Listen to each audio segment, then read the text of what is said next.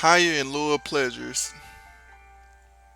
John Stuart Mill, who was an English philosopher, political economist, and civil servant in the 1800s, he talked about higher and lower pleasures in his essay called Utilitarianism. His argument was that humans derived a deeper, longer lasting pleasure from the higher pleasures. Higher pleasures are things like intellectual pursuit, using one's imagination, acts of altruism, exploring our emotions, gaining wisdom, and being valuable to society. Examples are writing poems, helping the less fortunate, enjoying the beauty in nature, reading a thought provoking book, and composing a high quality play. In contrast, the lower pleasures are things like eating, drinking, sleep, sex, and kicking ass and taking names. Basically, things that animals can do. In my opinion, the problem is not with the lower pleasure in itself, it's when you abuse the lower pleasures and never seek higher pleasures. Then you're basically living on the level of an animal, right? Now, supposedly, humans have the mental capacity that's far beyond any animal. Yet it seems like too many of us are overindulging in these lower pleasures that animals have no problem experiencing.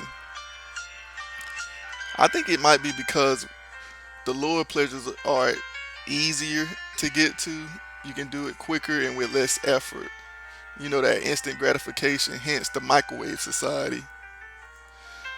With our great minds, we've also produced some lower pleasures that seem to be unique to humans, like drug abuse, alcoholism, overeating, spending too much time watching nonsense on TV and computers, and playing video games excessively.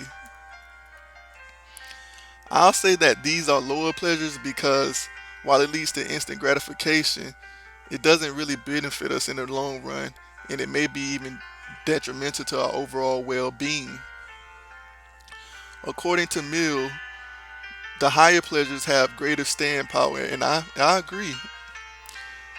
Reading a thought provoking book with great insight compared to partying and drinking your brains out and barely remembering the night, I mean, I don't even think it's a contest. In the future, you might be able to pull, ideas or lessons you learned from the book to help you through an issue, as opposed to, the partying and drinking, which was fun at the moment, but you probably barely remember it. Maybe you slept with somebody you don't know and put your health at risk. Um, Now, we live in an era where foolishness and ignorance is rewarded like never before, with fame and fortune. But if you're a person with high intellect, don't fall into that trap.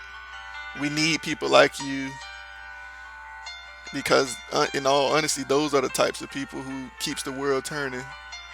So continue to pursue higher pleasures, expand your thinking, benefit society, and do not let these lower pleasures control you and rob you of your leisure time.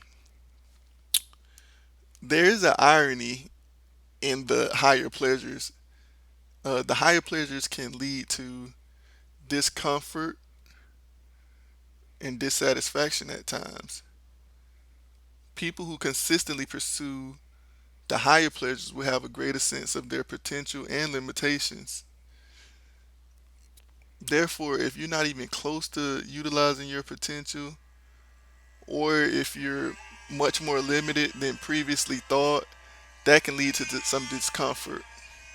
With that being said, would you rather be a satisfied pig or a dissatisfied human? Mill said that. But ignorance is bliss, right? Wrong.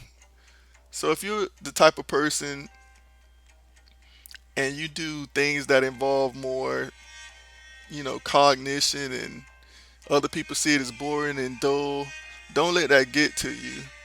Just stay true to yourself and become the best you.